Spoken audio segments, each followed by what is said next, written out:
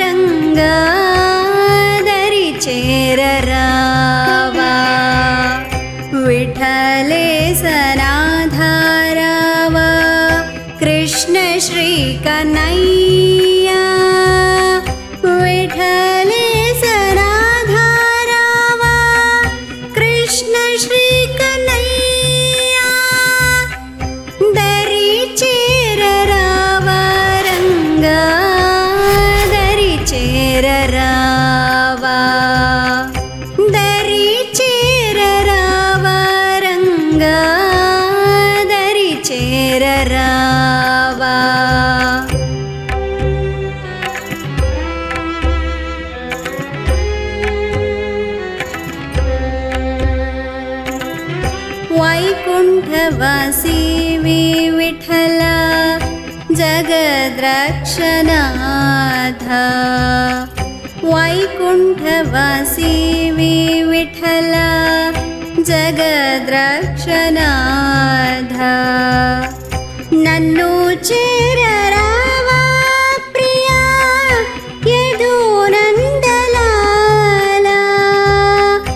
नन्नु चेररावा प्रिया यदुनन्दलाला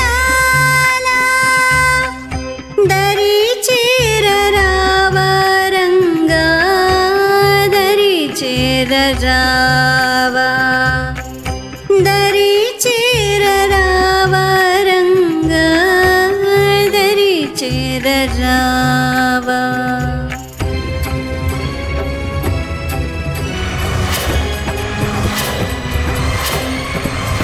गोपिका मनोहराय जगन्नाथ अच्युत पीताम्बरधरुडा द्वारकाधीश्वरुडा गोपिका मनोहराय जगन्नाथ अच्युत पीताम्बरधरुडा द्वारकाधीश्वरुडा विष्णुरूपे विश्वंभर कमलानयन कमलाकरा निन्ने ध्यानं చేసేనంట రుక్మిణి రావేలా నిన్నే ధ్యానం చేసేనంట రుక్మిణి రావేలా దరి చేరరావా రంగా దరి చేరరావా దరి చేరరావా రంగా దరి చేరరావా దరి చేరరావా రంగా దరి చేరరావా దరి చేరరావా రంగా దరి చేరరావా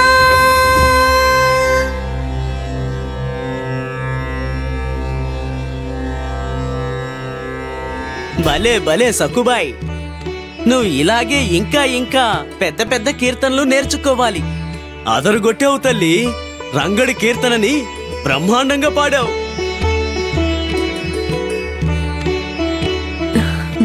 చూడండి ప్రజలారా, మనకి పాండురంగ విఠలుడి దర్శనం రుక్మిణీదేవి వల్లే దొరికింది. ఆమె పిలిచింది కాబట్టి ఆయన వచ్చాడా? లేదు. నాన్నగారు ఏం చెప్పారు? ఆయన అక్కడ రుక్మిణీదేవి కోసం తప్పించిపోయాడు. తన కోసం వెతుకుతూనే ఉన్నాడు. హఠాత్తుగా ఆయనకి తెలిసింది రుక్మిణీదేవి దిండిరివనంలో ఉందని. అప్పుడు గోపయ్య వేషంలో దిండిరివనానికి ఆయన వెళ్లారు.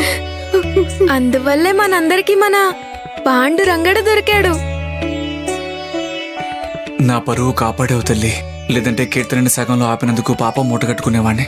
సరే, ఇక భజన ప్రారంభిద్దాం. విఠల విఠల విఠల రుక్మిణి, విఠల విఠల విఠల రుక్మిణి, విఠల విఠల విఠల రుక్మిణి. వాడిల్లు తగలబడిపోవాలి. శివప్ప కుటుంబాన్ని ఇంట్లోంచి ఈడ్చుకురండి. ఒక్కొక్కరిని ఖండ ఖండాలుగా నరుకు.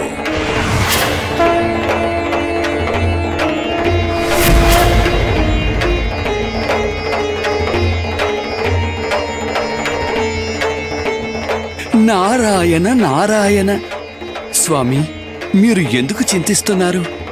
సాక్షాత్తు జగన్మాత సఖు వాళ్ళ ఇంట్లో ఉంది. తలుచుకుంటే సఖు కుటుంబానికి ఎదురైన కష్టాన్ని క్షణంలో ఆమె తొలగించగలదు. మీరు మనసు పాడు చేసుకోకండి స్వామి. మహర్షి, మీరొక ముఖ్యమైన విషయాన్ని మరచిపోయారు. రుక్మిణీదేవి దివ్య తేజస్సు ప్రస్తుతం తంబూరాలో ఉంది. ఇప్పుడు ఆ తంబూర ఆలయంలో ఉంది. సఖు కుటుంబాన్ని చుట్టుముట్టిన పెను సమస్య గురించి రుక్మిణీదేవికి తెలీదు.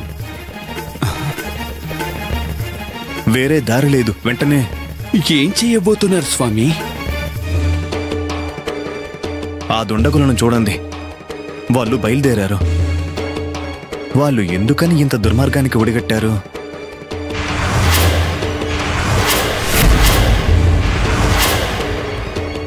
ఇప్పుడు ఇంటిని తగలబెట్టడానికి వెళ్తున్నారు. మానవులలో ఎందుకింత క్రూరత్వం? ఇది అమానుషం కదా. స్వామి, ఆ నరోత్తముడు 100 తప్పులు పూర్తవడం కోసం మనం ఎదురు చూస్తున్నాం.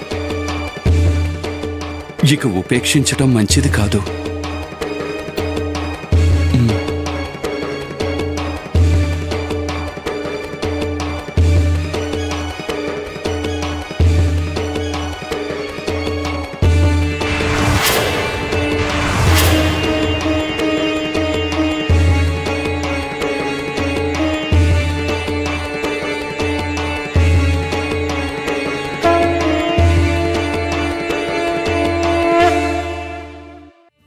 సఖు,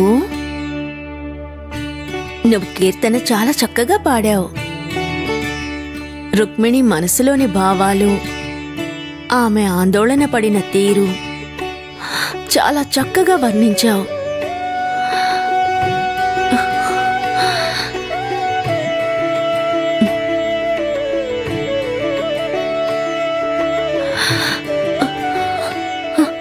ఏమైంది? ఎందుకు ఏడుస్తున్నావు లఘు అమ్మా?